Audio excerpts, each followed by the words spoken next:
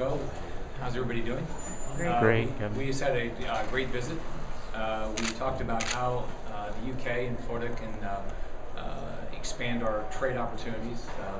The UK is, the ambassador is focused on the exact same things that I'm focused on. It's how to create jobs. My focus is Florida. His focus is the UK. Next week there's going to be a trade delegation that's going to go to the Space Coast from Britain that I'm going to meet with and look at trade opportunities between the UK and that part of the state. Also, I was graciously invited to go to the UK and bring a group of business leaders and civic leaders from Florida, and I intend to do that. So I'm very honored to be invited to the UK. I've traveled to the UK a lot in my life, and it's a wonderful trip. Of course, all of our history is from people over there. It's a predecessor to our country. And so we hope to continue to build our relationship. Also, each of us talked about how we are very focused on each of our state, our country, on free trade, which we believe will expand trade, build more jobs in the UK and in Florida. So, if you want to say something? Thank you very much, Governor. No, I'm just delighted to be here. The UK and Florida do have a great relationship. There's a great foundation there between us. Huge numbers of people from my country visit here, live here. But the lifeblood of the relationship is really our trade and economic links. And we were talking today about new areas for that. We're grateful to you for visiting with us next week with our space delegation here. We have very strong links in financial services, in professional services, strong links in energy, obviously. We talked about the opportunities for the UK in the area of public infrastructure here in the state. There are lots of areas where we're working together. And of course, in the general area of entertainment and culture, there's no stronger partner than the UK. And that's on top of the great relationship we have in the area of defence and security. Very important to this state, very important to the UK. So we're delighted you'll be visiting with us. Our political leadership in the UK looks forward to welcoming you, and our business community look forward to furthering those very, very strong links between the UK and Florida. We are the British firms are the top employers of Floridians day by day. We want to keep it that way. We want to make sure that there are new opportunities in the years and decades ahead.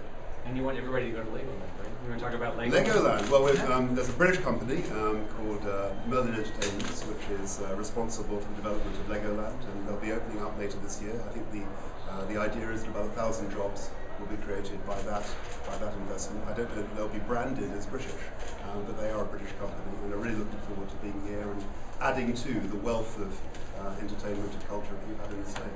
I just need 700 Legolands, so we get my 700,000 jobs. So, all right, we can try to answer any questions anybody has. Mr. Ambassador, can you speak a little bit more about some of the deals you'll be looking at in your visit to the Space Coast? What are the opportunities there?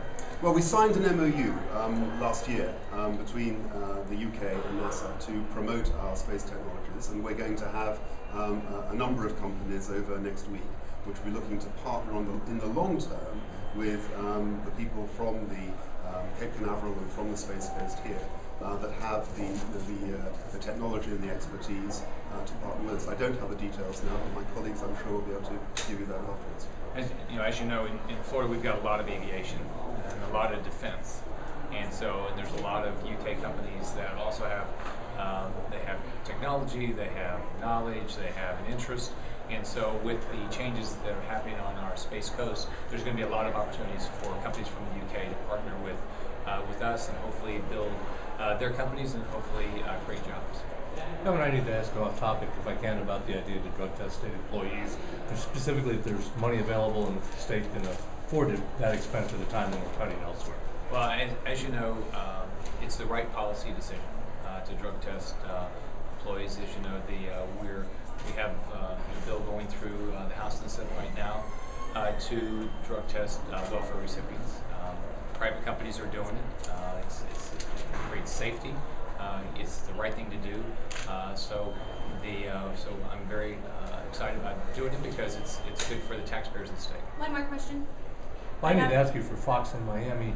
Specifically, your budget does not contain any funding for Crime Stoppers, even though that money is from a trust fund that is paid into by felons. Is that an appropriate use of that trust fund to go into general revenue, and isn't Crime Stoppers of some value?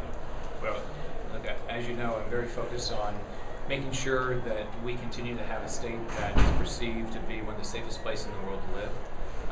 We're going to allocate the dollars to make sure that we continue to have that safe state.